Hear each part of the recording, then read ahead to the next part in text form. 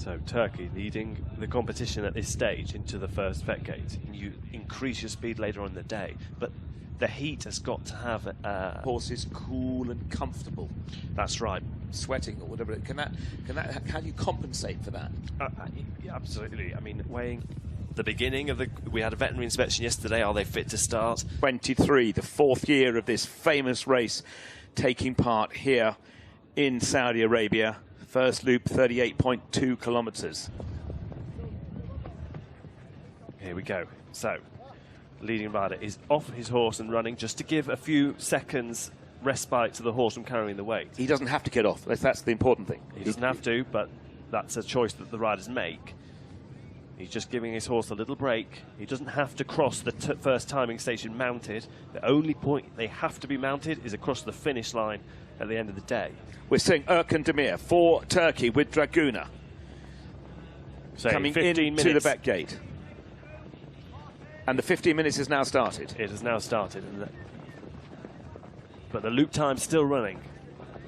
And we're now watching the saddle being taken off. So the saddle comes off. Water goes on. Meters, which will also enhance, and we're seeing this again here. I think this is number 137.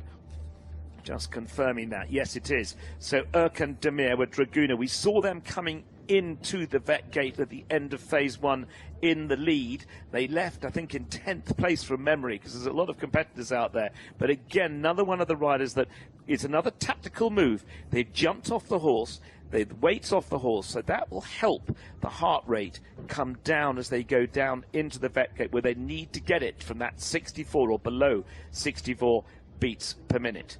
But Draguna still looking well after the 70 kilometers as Erkan Demir for Turkey takes off his helmet and goes into the sloshing area.